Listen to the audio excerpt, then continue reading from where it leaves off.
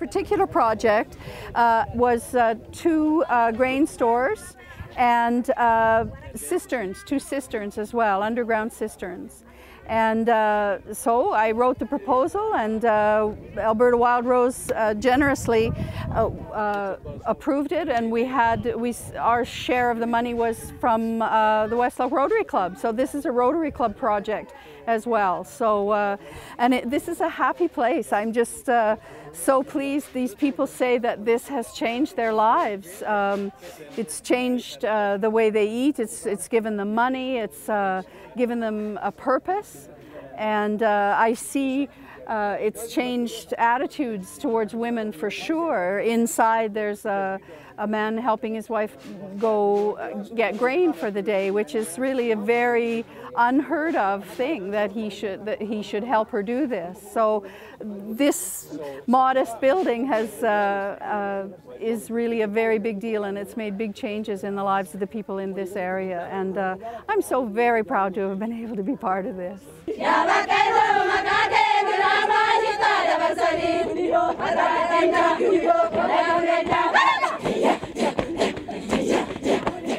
So the women are singing, "Come and see what we've done," and they say that they used to stay at home and they weren't allowed to come out and do very much, and now they're here and they're doing this, and they're very happy about this, and they're very proud of what they've accomplished, and I'm sure that they're going to continue it on. There's no question that this has made a deep impact in this community, and it's made their lives that much easier, and if their lives are easier, then the lives of their families and the entire community are much easier, and everybody benefits.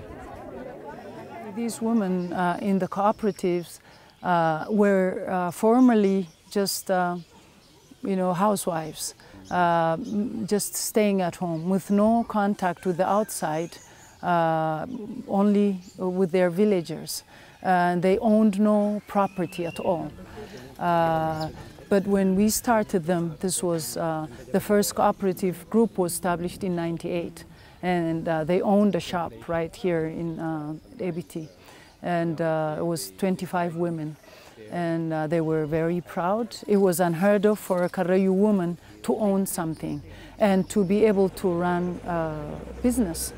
No Karayu owned any kind of business, but now one way or another, these 160 cooperative groups have their own small business, so they have learned how to trade. And this helps them generate income for the families, but not only that, it makes them feel, like a human being, as one of the women put it. She said she felt for the first time like a human being, because she said she was mistreated by her own husband and her community before, but now that she owns something, she's respected. Yeah.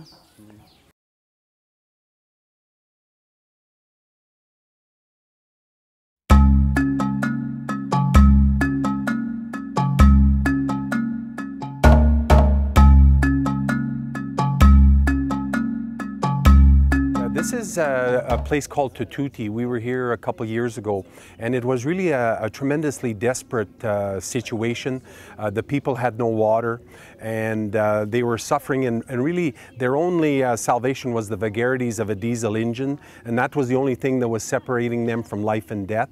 And they had their animals. Some of the animals were coming from 25 kilometers away, waiting for 2-3 days for water, and it was one of the most degrading situations that I'd seen in our experience in traveling to Africa. And now we come back 2 years later, and it's such a contrast. And it's been a very simple solution to provide water for them.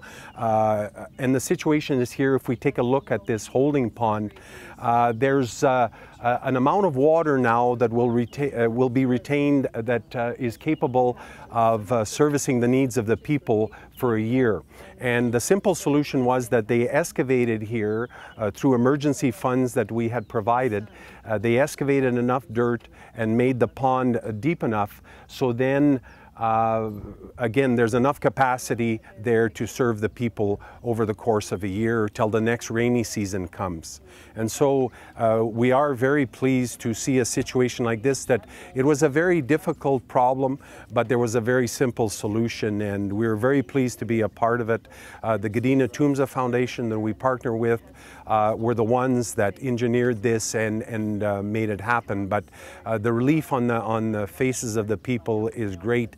And when we, as I said, when we were here, it was incredible, the devastation that they were facing, and yet, you know, they were facing death, and yet there was such a dignity and humbleness in the people.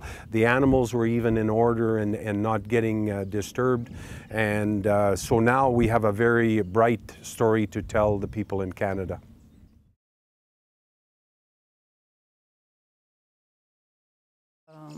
When you look around, sometimes it looks dark and hopeless if you look at the situation in itself. But you know, you have to have a vision and be able to look beyond the dark. You know, there's going to be a day, and I think that has to do with faith. When you have faith in your heart, in God, you know that you don't faith with action. You don't just sit and have faith, but you work, and then you'll see things changing. But what keeps you going is faith. Yeah. Yeah.